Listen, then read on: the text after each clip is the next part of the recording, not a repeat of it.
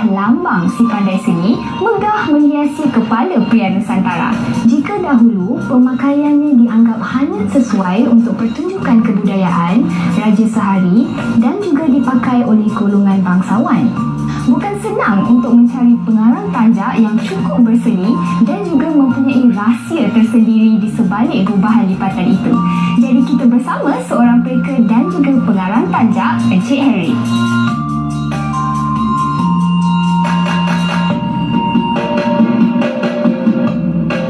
Kali ini kita bersama seorang pereka dan juga pengusaha tanjak, Encik Harry.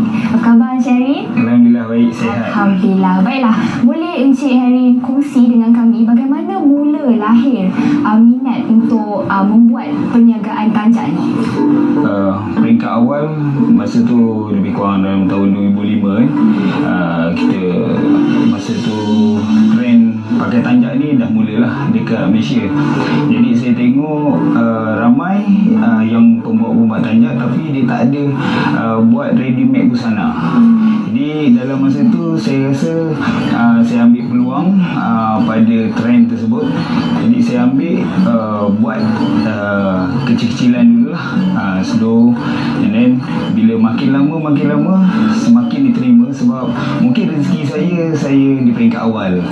Jadi daripada situ penerimaan orang tentang busana Melayu ni agak baik lah. Baiklah, bagaimana mulanya mendapat ilham untuk menjadikan ikatan tanjak itu sebagai satu perusahaan? Okey, macam saya adalah penggiat tradisional. Jadi saya belajar, saya tak mengilhamkan satu jenis ikatan.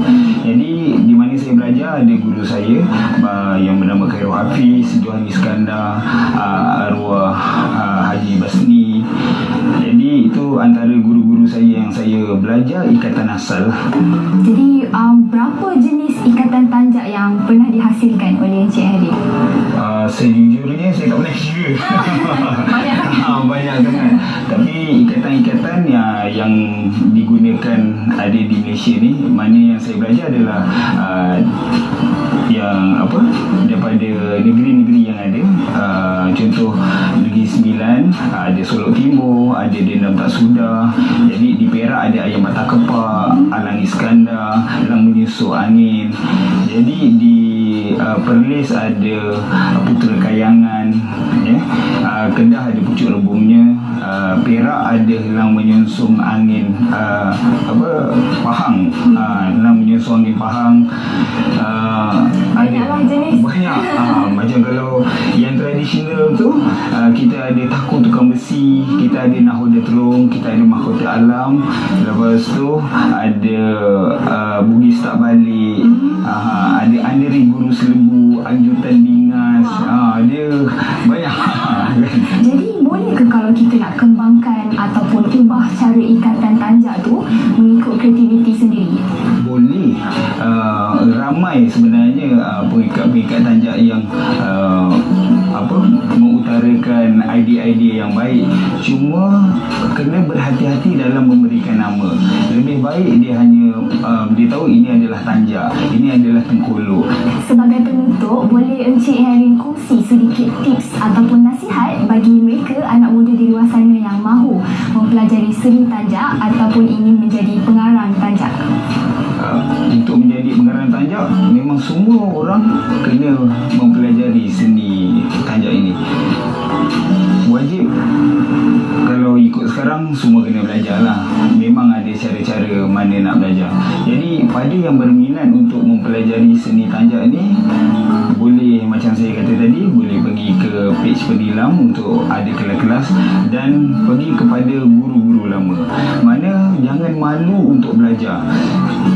Kebanyakan ada seni mengarang tanjak tu, tapi dia tak faham apa yang dikarang. Jadi kat situlah kita kena berguru dan belajar seni tu untuk satu-satu falsafah tanjak tu sendiri. Dia akan lebih bermakna dan lebih dekat ke hati kalau siapa yang mempelajari dengan betul lah. Supaya untuk bila dia mempelajari dengan betul tu, untuk dia memulakan perniagaan adalah lebih baik daripada dia hanya lipat dan tak tahu apa makna dia. Terima kasih